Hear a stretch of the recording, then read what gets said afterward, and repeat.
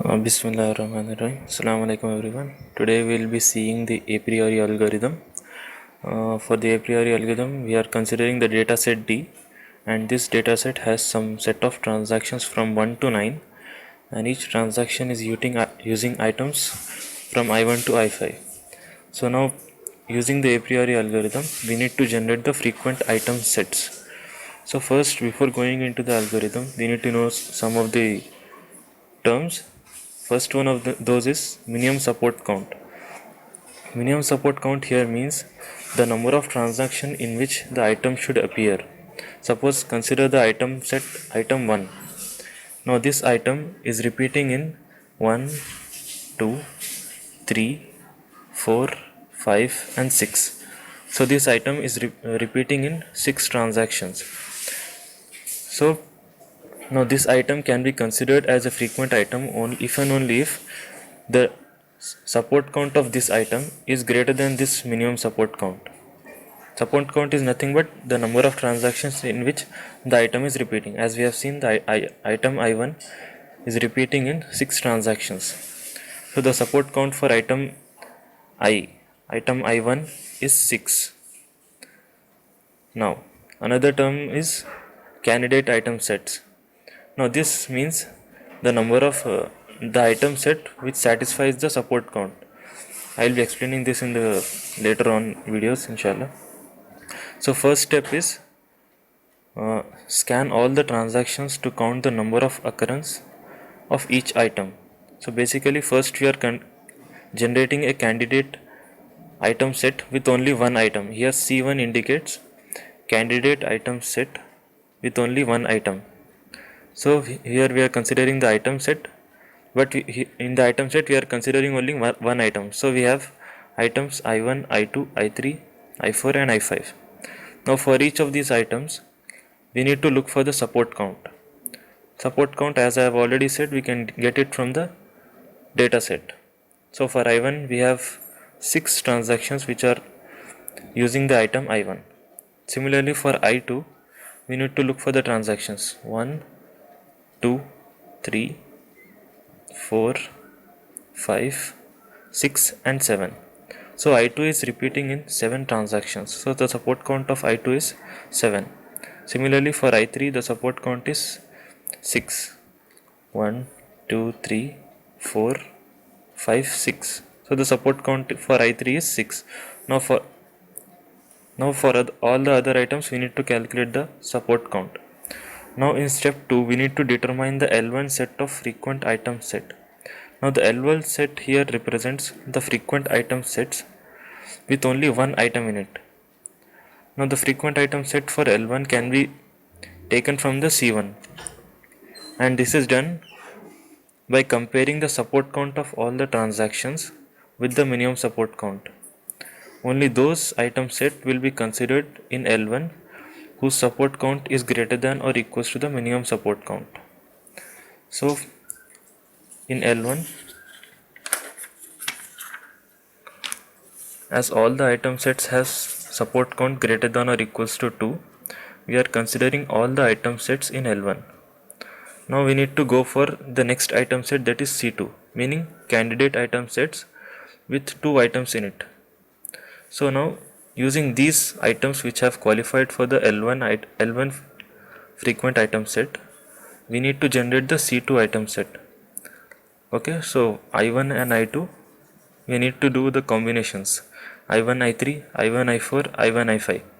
Now again we don't need to go for I2 I1, so we are going for I2 I3, I2 I4, I2 I5 and so on. Now again for these item sets we need to calculate the support count again. Now for I1 I2 we need to look for the transactions which contain item set I1 I2. So I1 I2 is here 1, 2, 3 and 4. So these 4 transactions are having item set I1 and I2. So the support count of I1 and I2 will be 4. Similarly, for all the other item sets, we need to calculate the support count. So these are the support counts for all the item sets. Now from these candidate item sets we need to generate L2 set of frequent item sets, meaning frequent item set which contains 2 items in it. So we need to look for those candidate item sets which have support count greater than or equals to 2. So this satisfies that, this one satisfies, this doesn't satisfy, this satisfies, this one, these three don't satisfy that. So only these transactions which have support count greater than or equals to 2 are considered for the next frequent item set, that is L2. So L2 will be having now I1 I2, I1 I3, I1 I5, I2 I3, I2 I4 and I2 I5, meaning only those item sets which have support count greater than or equals to 2. Now going to C3 meaning candidate item sets with 3 items in it. So here using the L2 item sets, now we need to generate C3 candidate sets. So here we have generated the candidate item sets with 3 items in it as I1 I2 I3, I1 I3 I5, I2 I4 I5, I2. We need to basically do all the combinations with the frequent item sets with 2 items in it. So these are the candidate item sets with 3 items in each. Now to check the support count for this I1, I2 and I3, we are dividing this set into sets of 2 2. That is I1, I2, I3 is divided into I1, I2, I2, I3 and I1, I3. Now for this set to be a frequent item set, meaning for this set to be considered in L1, all these subsets should have a support count greater than or equals to 2. So we are checking for the support count of I1, I2 that we have already calculated as 4. So I1, I2 has a support count 4. Then similarly for I2 and I3 we have the support count as 4, I2 and I3. Then for I1 and I3 as well the support count is 4.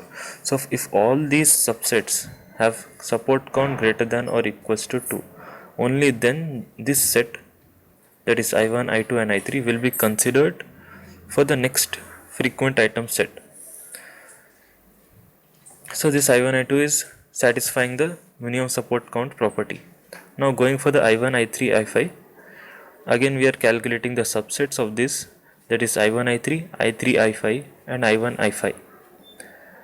Now I1, I3 has a support count of 4, but as we can see I3, I5 is having the support count of only 1, I3, I5. So this is less than 2. So this set cannot be considered as the frequent item set. Similarly, we need to calculate the support count for all these item sets, and only those item sets which have the support count greater than or equals to 2 will be considered for the next frequent item set. So in L3 we will be having only those set of items which have satisfied the minimum support count. So we have only 2 item sets, that is I1, I2, I3 and I1, I2, I5. So these 2 item sets are having a support count of greater than or equals to 2. So these are considered as L3 frequent item sets. Now we need to go for the C4 frequent item set, meaning candidate item sets with 4 items in it, using these items only. So so here we have items I1, I2, I3 and I5. So using only these combinations we need to make candidate item sets for 4 item set. That will be only one possible combination, that is I1, I2, I3 and I5, because we don't have an I4 here which didn't satisfy the frequent item minimum support count. So again for this item set we are dividing this item set into subsets of 3 3, because we already have the support count of 3 item sets. So we have divided this into I1, I2, I3, I1, I2, I5 and I2, I3, I5. So again we can see the support count for that. For I1, I2, I3 the support count is 4. For I1, I2, I5 the support count is 2. But for I1, I3 and I5, I1, I3 and I5, this is not satisfying the minimum support count property. So this cannot be. So the support count for this is just 1. For this it was 2. For this it was 4. So these two are satisfying the minimum support count property, but this isn't satisfying. So this set cannot be considered as frequent item set. So that means for our example, the frequent item sets consist of only 3 items, and those are I1, I2, I3 and I1, I2, I5. I1, I2, I5.